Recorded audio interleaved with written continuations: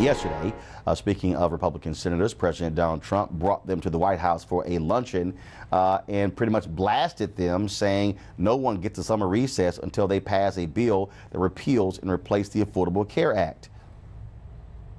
We have to stay here. We shouldn't leave town.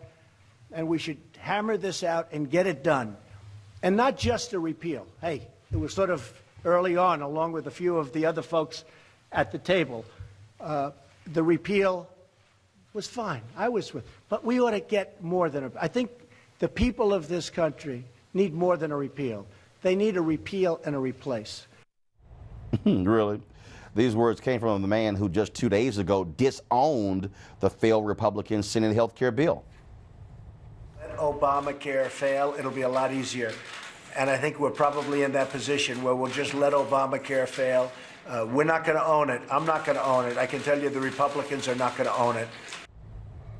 All right, folks, so let's get right to it. So they had this whole deal. Now all of a sudden the president wakes up.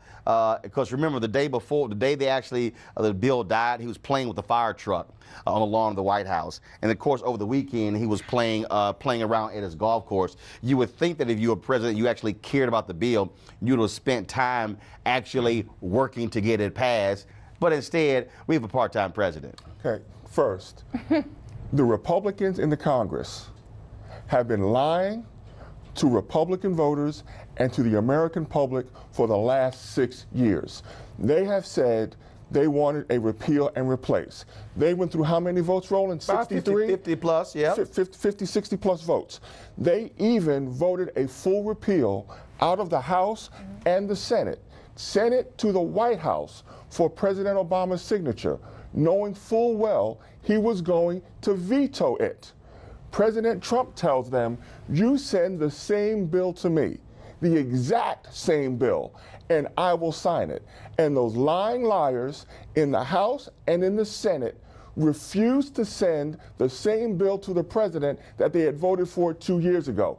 This is the fault of the Republicans in Congress, and every last one of them who has lied to the American people should be primaried and voted out of office. No, they shouldn't actually, because I think what the Republican Party is realizing that their constituencies actually benefit from the Obamacare Act and actually want it to continue to stay. And so it's easy for people to say repeal and replace it or just repeal it altogether. If you are going to take 30, now they're saying 36 million people off Obamacare and won't have access to health care. So I think they're actually getting a little bit smarter and realizing that elections are right around the corner and they can't afford for people to be sick, poor in America who are going to go and vote against them. Kim, but that 3 dozen or that 22 or 32 million that they keep talking about, most of that number is people who are going to drop insurance because they no longer have to pay that penalty, that tax that's imposed by Obama. Kim, the Congressional Budget Office said 32 million people, if they simply repeal, will not have health care.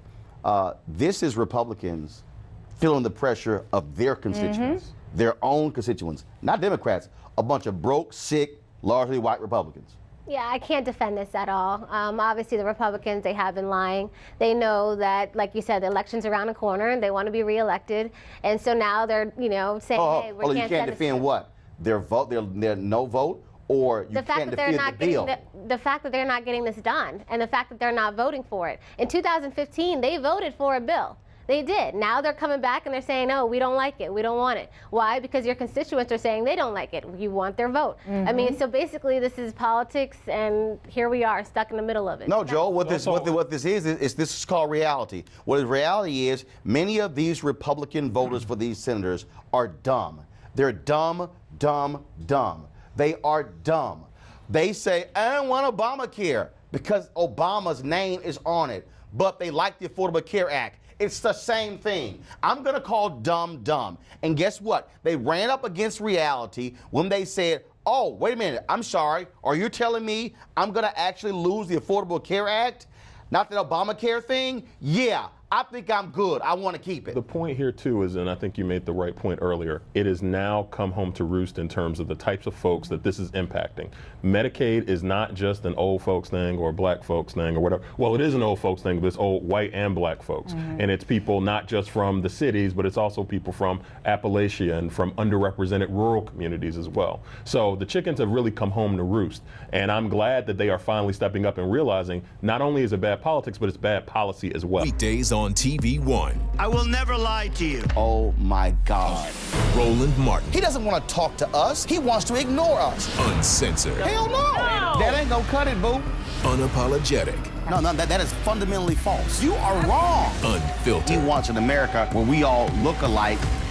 He ain't talking about black people. Unrelenting. You better go work out, because you got a fight on your hands. News One Now with Roland Martin. Weekdays at 7 a.m.